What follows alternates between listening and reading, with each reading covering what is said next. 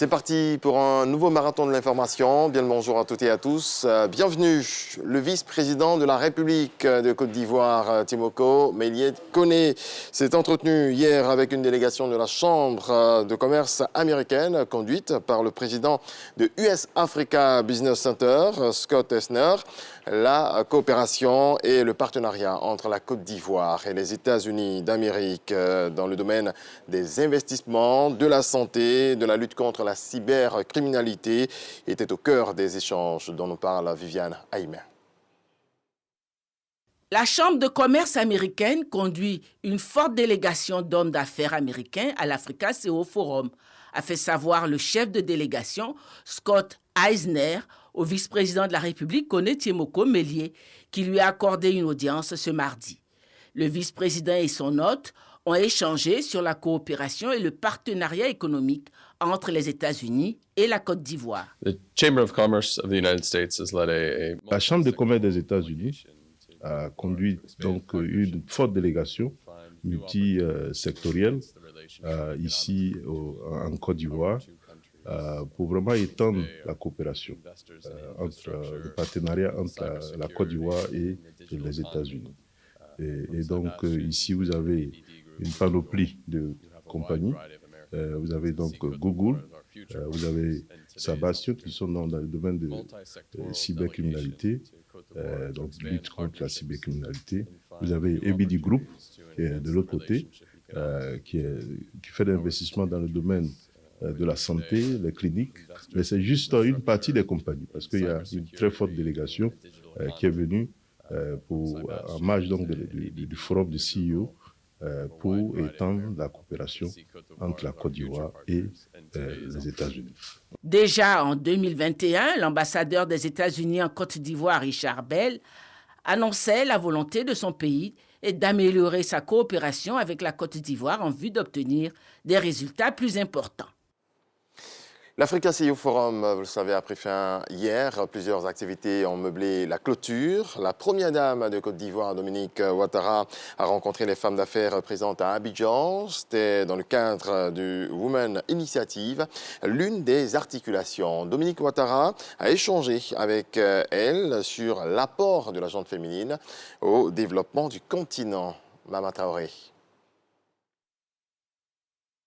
Quand le Gotha du secteur privé africain se retrouve à Abidjan pour plancher sur le développement du continent, la première dame de Côte d'Ivoire trouve le moyen de parler à ses sœurs femmes d'affaires.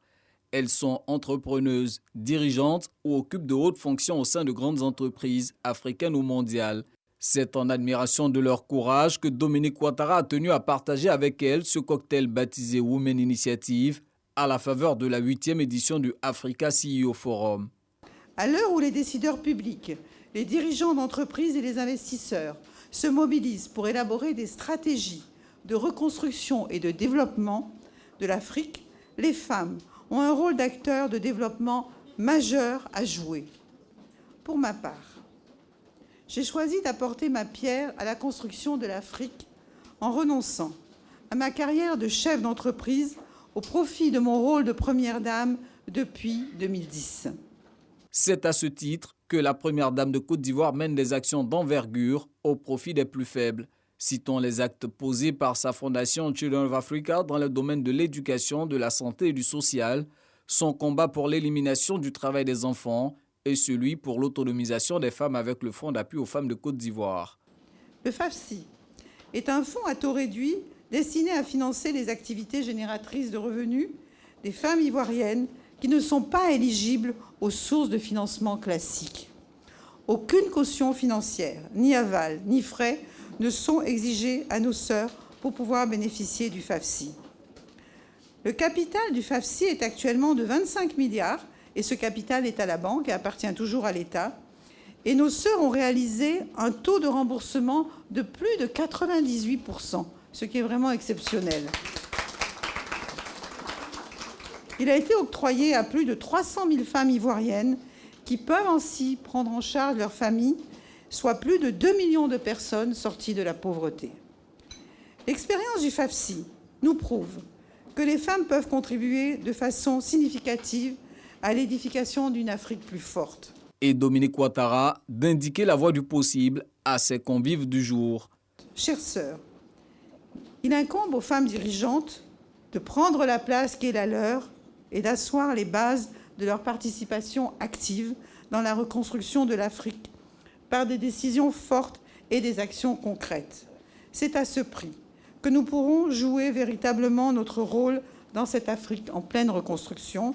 Outre cette adresse, Dominique Ouattara s'est prêté aux questions des femmes d'affaires.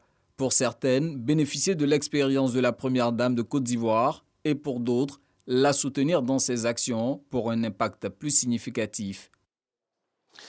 Dans le reste de l'actualité, c'est un revers humiliant pour le gouvernement britannique, malgré sa détermination à expulser des migrants vers le Rwanda pour dissuader les arrivées illégales au Royaume-Uni. Le premier vol prévu ce mardi 14 juin au soir a été annulé à la suite de recours de dernière minute.